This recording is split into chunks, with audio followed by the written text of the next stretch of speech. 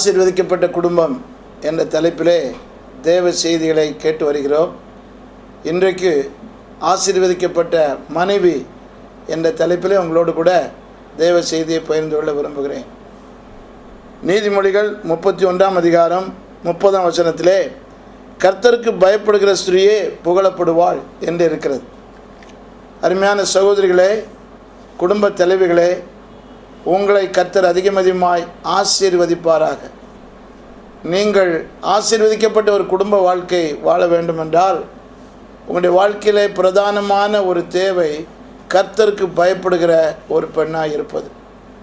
இந்த உலகத்திலே படித்த பெண்கள் ஏராளம் உண்டு, பட்டதாரிகள் உண்டு, பணக்கார பெண்கள் உண்டு. அவர்கள் எல்லாரை விட மேலானது கர்த்தருக்கு பயப்படுகிற ஒரு பெண். ஆண்டவருக்கு பயப்படுகிற பெண்ணாய் நீங்கள் இருப்பீர்கள் என்றால் நிச்சயமாக உங்களை திருமணம் செய்த கணவர் மகிழ்ச்சி அடைவார், உங்களுக்கு பிறந்த பிள்ளைகள் மகிழ்ச்சி அடைவார்கள், உங்கள் குடும்பம் நிச்சயமாக கட்டி எழுப்பப்படும். நீதிமொழிகள் 31ஆம் அதிகாரத்திலே 10ஆம் வசனத்திலிருந்து குணசாலியான ஸ்திரீயின் குணாதிசயங்கள் ஏராளம் சொல்லப்பட்டிருக்கிறது. வாழ்க்கையிலே நீங்கள் சிறந்த குணசாலியான ஸ்திரீயாக இருக்க கர்த்தர் உங்களுக்கு உதவி செய்வாராக. வாழ்க்கையில் இன்றைக்கு அநேகர் குணம் சரியில்லாதனாலே குடும்பங்கள் சின்ன பின்னமாகி பாதிக்கப்பட்டிருக்கின்றன.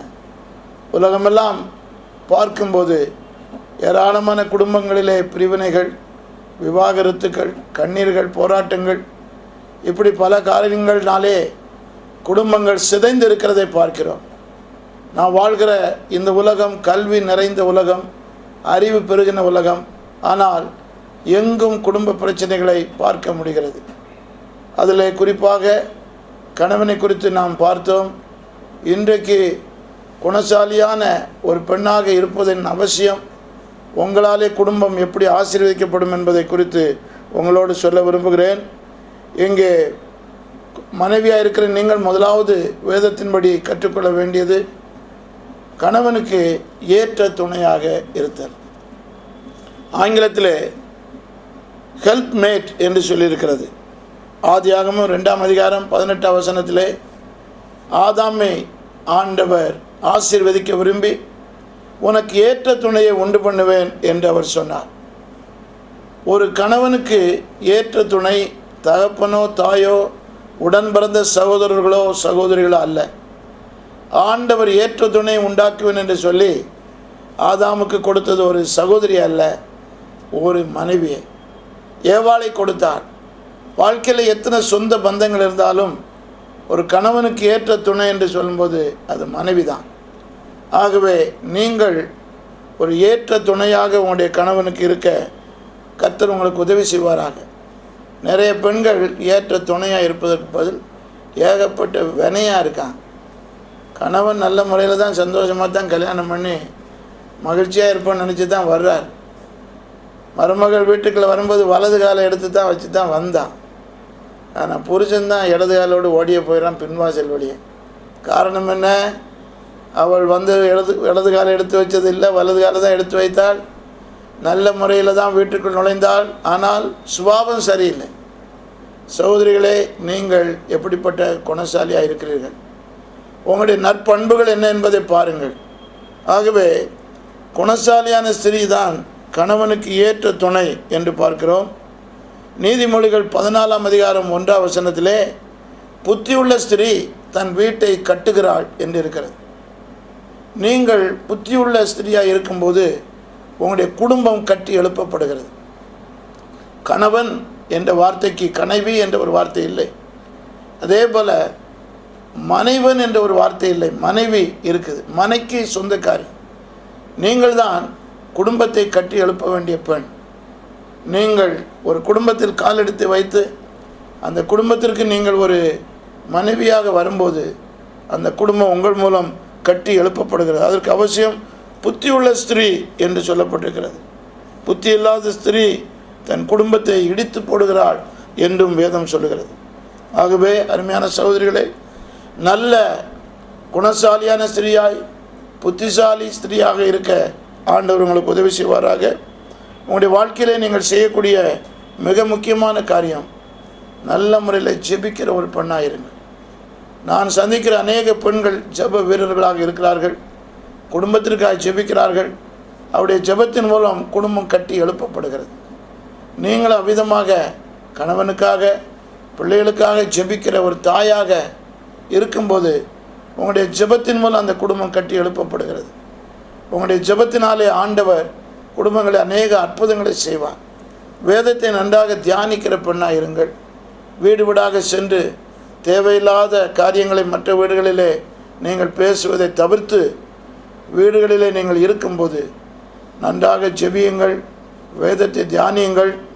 உங்கள் ஜெபத்தின் மூலம் உங்களுடைய வீட்டில் தேவ சமூகம் இறங்கி வரும். அதனாலே குடும்பம் ஆசீர்வதிக்கப்படும். உங்களுடைய குடும்பத்தில் நீங்கள் செய்ய வேண்டிய முக்கியமான காரியம், நீங்கள் நல்ல முறையிலே பிள்ளைகளையும் கணவனையும் பராமரித்து நடத்துதல். உங்களை நம்பிதான் கணவன் இருக்கிறார், உங்களை நம்பிதான் பிள்ளைகள் இருக்கிறார்கள். நீங்கள் நல்ல ஜெபத்திலே தரித்திருக்கும் போது காலங்களிலே குடும்பங்களிலே நல்ல காரியங்கள் நிகழும். குணசாலியான ஸ்திரீ இல்லாமல் கோபக்காரியான பெண்ணை குறித்து வேதத்திலே சொல்லப்பட்டிருக்கிறது. கோபக்காரியான பெண்ணாலே குடும்பங்களிலே சண்டைகளும் விவாதங்களும் பிரிவினைகளும் உண்டாகும். நீதிமொழிகள் 21:19 சொல்லும்போது கோபக்காரியான ஒரு பெண்ணோடு குடியிருப்பதை காட்டிலும் வனாந்திரத்திலே குடியிருப்பது நல்லது அப்படின்னு இருக்கு. அநேக புருஷன்மார் அவன் சாமியாரை போகிறதுக்கு காரணமே பெண்கள் தான் சொல்லுவாங்க. வனாந்திரத்தில் குடியிருப்பது. அதே அதிகாரத்தில் இன்னொரு வசனம் சொல்லியிருக்குது. நீதிமொழிகள் 21:9 சண்டைக்காரியோடு ஒரு பெரிய வீட்டில் குடியிருப்பதை பார்க்கிலும் வீட்டின் மேல் ஒரு மூலையில் தங்கியிருப்பதே நலம். அதனால தான் நிறைய பேர் மேல் மாடி கட்டி அதில் ஒரு ரூம்பையும் கட்டி சண்டை வரும்போது மேலே போய் அடைக்கலம் பூந்துடுறான். நீங்கள் சண்டைக்காரியான பெண்ணாக இருக்கக்கூடாது, குணசாலியான பெண்ணாக இருக்க வேண்டும். நீங்கள் உங்களுடைய ஆவியை அடக்கிற பெண்ணாக இருக்கணும். சண்டைகள் வரக்கூடிய சூழ்நிலைகள் இருந்தாலும் அவைகளை தவிர்க்க வேண்டும். வாயாடியார் ஒரு பெண்ணாக இருக்கக்கூடாது. நீதிமொழிகள் 27:15 என்று எண்ணுகிறேன். அந்த வசனத்தை வாசிக்கிறேன், கவனியுங்கள். அடைமடை நாளில் ஓயாத ஒழுக்கும் சண்டைக்காரியான ஸ்திரியும் சரி என்று இருக்கிறது. நீங்கள் எப்போதும் சண்டை போட்டுக்கொண்டே இருந்தால் கணவன் வீட்டில் தரித்திருக்க மாட்டார், பிள்ளைகள் வீட்டில் இருக்க விரும்ப மாட்டார்கள். ஆகவே நீங்கள் நல்ல முறையிலே சமாதானமான பெண்ணாக இருக்க கர்த்தர் உங்களுக்கு உதவி செய்வாராக. டீச்சபிள் ஸ்பிரிட் அவசியம், கற்றுக்கொள்கிற சுபாவம். 1 தீமோத்தேயு 2:11 பெண்களை பற்றி சொல்லும்போது நீங்கள் புருஷரிடத்தில் கற்றுக்கொள்ளுங்கள் என்று இருக்கிறது.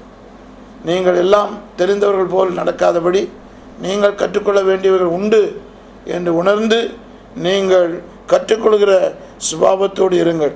ஒரு பெண்ணை பற்றி நீதிமொழிகள் 12:4 சொல்லும்போது ஒரு குணசாலியான பெண் புருஷனுக்கு கிரீடமாக இருக்கிறாள் என்று இருக்கிறது. உங்களுக்கு தெரியும், கிரீடம் என்பது தலையில் வைக்கப்படுகிறது, ராஜாக்கள் அணிவது. நீங்கள் நல்ல குணசாலியான பெண்ணாக இருக்கும்போது உங்களுடைய நல்ல சுபாவத்தின் மூலம் உங்களுடைய கணவனுடைய மதிப்பு உயர்கிறது.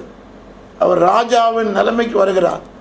அப்போ ஒரு பெண் நல்ல குணசாலியாக இருக்கும்போது கணவனுக்கு அதனால் மிகுந்த சந்தோஷம் உண்டாகிறது, மதிப்பு உண்டாகிறது. உங்கள் மூலம் உங்களுடைய கணவனுடைய மதிப்பு கூடுகிறது. நீங்கள் உங்களுடைய கணவனை ராஜாவாக நடத்தும் போது அவர் உங்களை ராணியாக நடத்துவார். ஆகவே நீங்கள் கிரீடமாக இருக்கிறீர்கள். எங்கே நீதிமொழிகளில் 31